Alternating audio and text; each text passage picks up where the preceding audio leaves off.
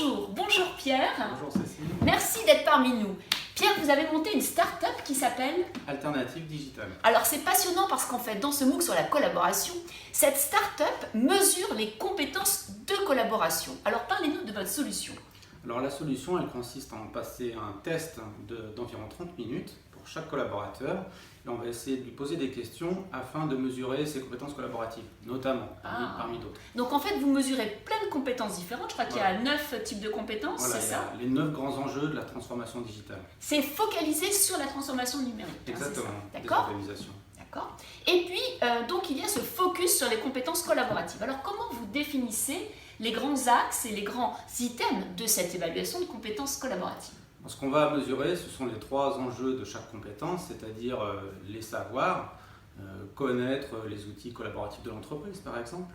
Ça va être les savoir-faire, savoir les utiliser, donc savoir envoyer un mail avec Outlook ou savoir partager son agenda avec Google Agenda, savoir faire une visioconférence dans de bonnes conditions. Et puis enfin, le savoir-être. C'est vrai que la transfo digitale et notamment le travail collaboratif, il est nécessaire que chacun change son état d'esprit pour partager beaucoup plus les informations dont il dispose. Alors ce qui m'intéresse, c'est de savoir comment vous l'avez expérimenté dans les entreprises. Est-ce que vous avez des exemples à partager avec nos auditeurs, nos MOOCers? Donc on a beaucoup travaillé avec un certain nombre d'entreprises. Alors de l'enseignement supérieur pour commencer, c'était notre idée initiale. Et puis d'autre part, de grandes entreprises, des grands groupes français comme Air France ou France Télévisions, le groupe BPCE, les assurances Generali, etc. Alors ça représente quelques 20 000 tests qui ont été réalisés aujourd'hui et qui nous ont permis d'améliorer bien sûr le test et la méthode en général. Donc en gros, quand vous avez fait toutes ces évaluations, est-ce que vous avez intégré de nouveaux items? C'est ce qu'il vous est apparu en fait, et bien peut-être des axes que vous n'aviez pas au départ dans votre évaluation, dans votre modèle? Oui, tout à fait. On a ajouté un certain nombre de problématiques liées à nos clients. Alors par exemple, on a l'un de nos clients qui est dans le transport, qui lui avait un souhait de se développer dans le monde de la data. Et donc il fallait que les collaborateurs sachent collaborer en mode data.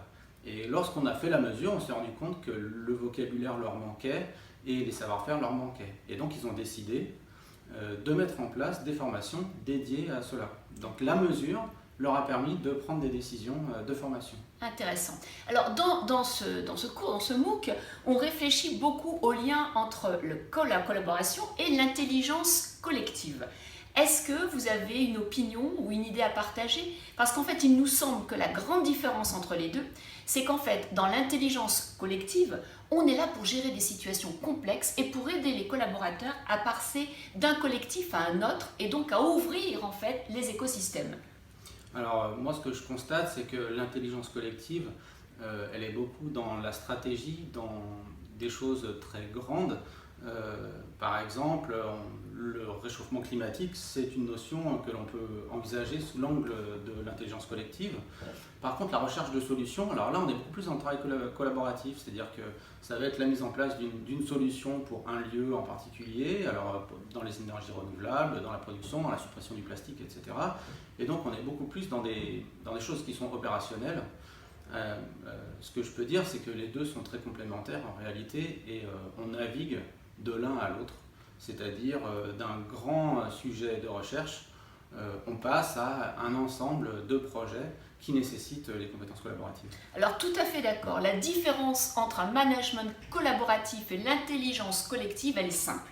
Dans le management collaboratif, on est ensemble pour partager des idées et trouver une solution à un problème, mais on a les ressources et on a les méthodes. Dans l'intelligence collective, on est face à des situations incertaines, inconnues, complexes, où on doit créer avec de nouveaux écosystèmes et surtout, on doit partager toutes les connaissances. Et donc l'intelligence collective est là pour aider le manager à prendre des décisions, mais c'est bien lui qui les prendra. Dernière question, Pierre, s'il vous plaît, est-ce qu'on peut mesurer la performance d'un individu qui va être très mature dans ses compétences collaboratives? Comment on reconnaît, comment on valorise un individu qui donne au groupe et qui est proactif à la fois dans le collaboratif et dans l'intelligence collective?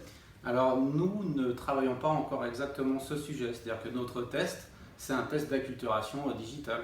Au fond, ce que l'on mesure, c'est est-ce qu'un individu a les compétences nécessaires pour travailler en 2018 dans une entreprise numérique. Par contre, ce qu'on ne mesure pas, c'est un niveau d'expertise. Et pour cela, on a commencé à travailler avec un des laboratoires du CNAM, de telle sorte de mesurer l'expertise. Et pour cela, ce que l'on voit, c'est que notre test, il n'est pas suffisant. Et donc, nous allons travailler afin de trouver des méthodes pour faire de la mise en situation qui est absolument nécessaire pour mesurer une expertise. Merci Pierre, merci pour cette très belle interview. Merci beaucoup. On retiendra qu'en fait, les compétences collaboratives sont mesurables, qu'elles sont nécessaires et c'est un terreau de l'intelligence collective et qu'il est très important bien sûr de faire évoluer les modèles car ce qu'aujourd'hui on connaît grâce aux outils et bien entendu aux modèles, ça ne sera certainement pas ce que demain le mot intelligence collective et compétences collaboratives signifiera. À bientôt.